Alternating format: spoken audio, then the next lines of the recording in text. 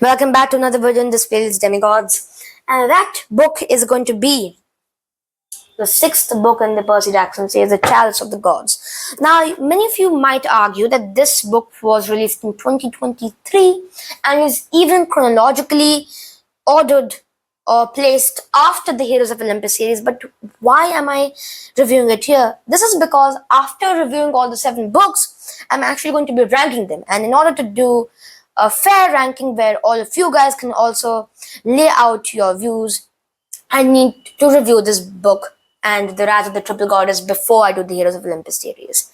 So sorry about that if any of you find it inconvenient, but without further ado, let's begin with the plot of this book.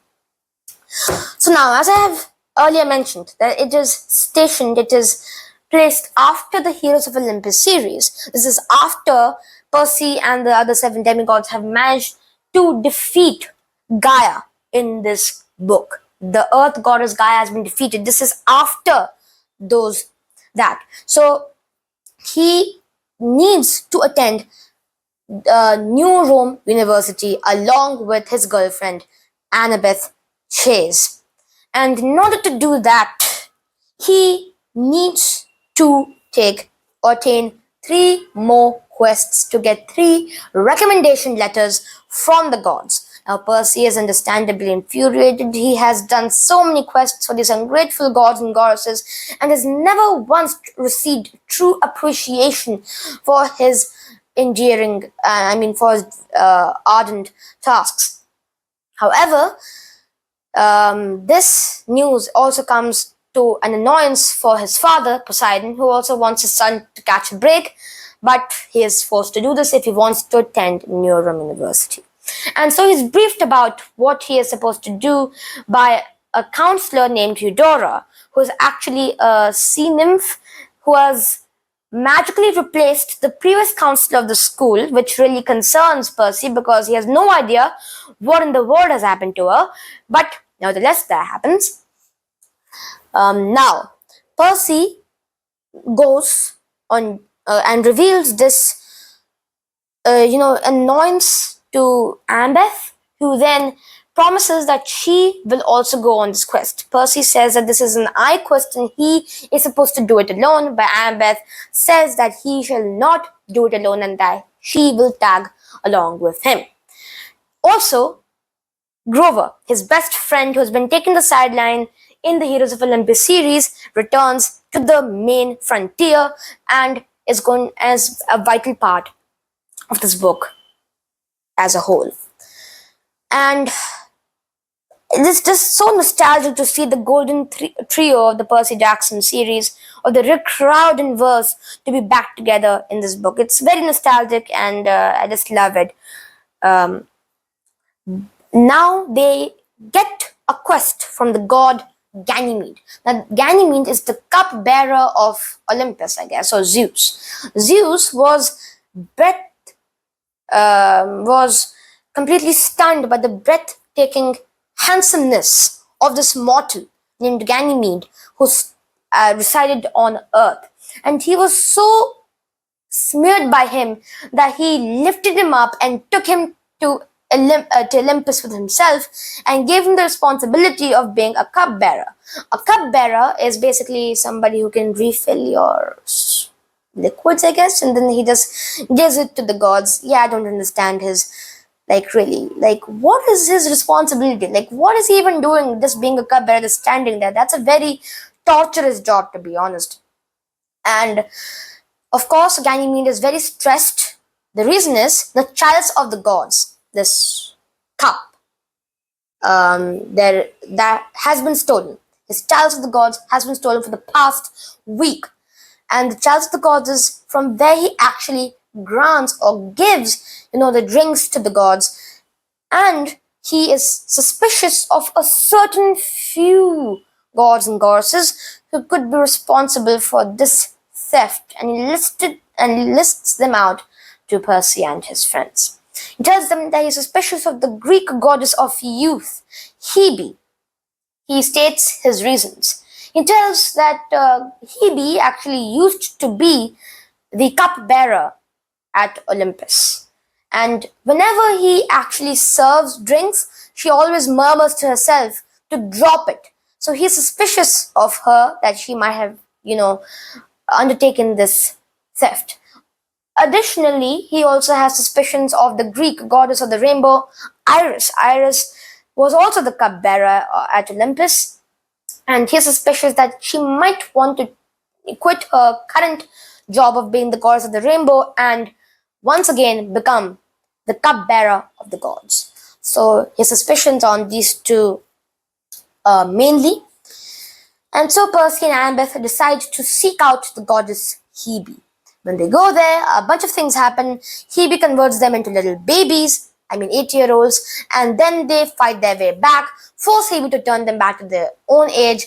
Hebe convinces them that she has not actually stolen it and tells them to go to Iris, the rainbow goddess. And with the help of one of Iris's demigod children, Blanche, they are able to reach her place of living, I guess, whatever you can call that. But anyway, they go there. And Iris tells them that she does not have any interest to take that job back again. She says that she felt so underappreciated while doing that task that she will never go back to it again. And she tells them that she has suspicions on another mythical god and that she shall tell them these suspicions that she has, and she will conduct some research work on that, on her suspicion, and she will only do that if they can clean this staff. This is the messenger staff, and Iris used to actually be the messenger of the gods. Now the responsibility is with Hermes, but before Hermes, she had that responsibility.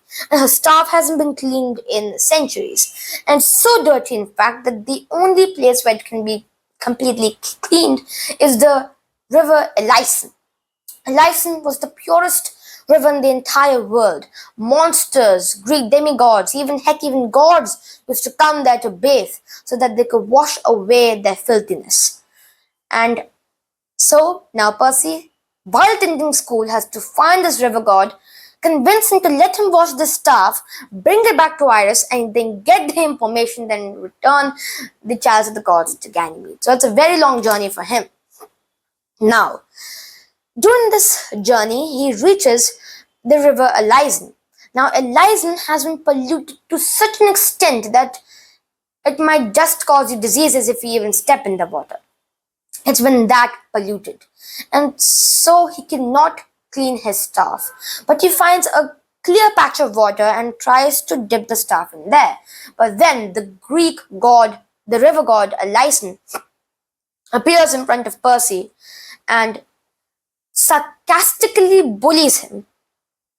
And then he literally lifts water and splashes Percy around. And then we see one of Percy's greatest feats.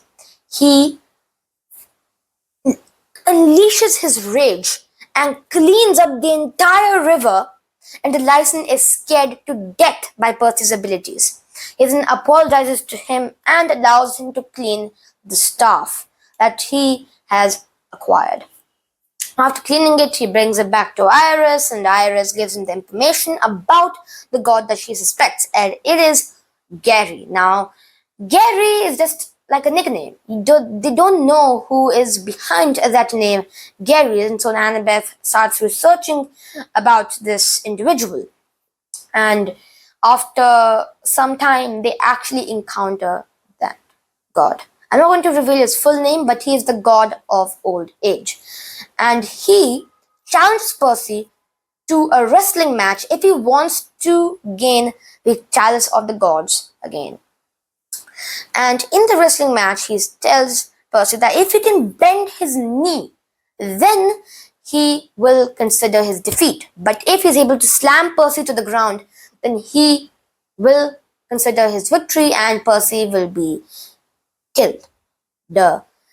So now Percy has to take this task upon himself and wrestles this god. It is revealed to him that only Hercules, the most powerful demigod to ever exist has only beaten him, and that too using brute force. There was like really no other way to beat him other than brute force. And so the fight ensues. Now Percy knows he's about to die anyway, and so he hugs the god of old age and embraces him. Now this book has a very strong message. Embrace old age, embrace change. Now that's a very strong message from this book. And after embracing old age, Gary decides that he's going to leave him alone and returns the Chalice of the Gods and warns him that even though Percy has shown him affection, he should not go slow on him when the time comes. And Percy agrees to this. Finally, they return to Olympus, where Percy has to hide underneath like a moving table where they're taking all the foods to the thrones of all the gods.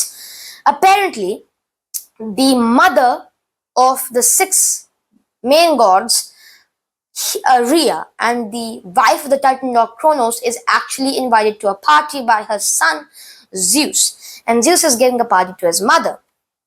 And he cannot just go in there and give Ganymede the chalice. He cannot, because if he does so, Ganymede will be embarrassed in front of all those people and Percy will not get his recommendation letter. So he needs to secretly give it to Ganymede. And he managed to give it to him in the kitchen, and finally Ganymede gives him his recommendation letter, in which he states that he can write whatever he wants as long as it's not over complimenting himself. And so Percy returns to the normal world and goes back to his home. And at home, they all take turns making fun of Percy, just writing names, and they just have lots of fun. Now, there's a bombshell revelation in this book, and that is Percy is getting a younger brother or sister in this book. Now, that is what I call a big revelation. In this book, Sally and his stepfather finally conceive, and he is going to be having a child. He's going to be having a little brother in the next few months to come. So, this book is good, but I don't think it is better than even the 5th, 4th, and 3rd book in the original. There can be an argument that it is better than the 1st and 2nd books. I think either because of its stakes. Here, Percy is actually trying to fulfill his own desire of attending college with Annabeth. There's not actually the stake of the world, and so the stakes, make it less interesting, maybe less thrilling and entertaining. But nevertheless, it's a good book, and see you in the next one.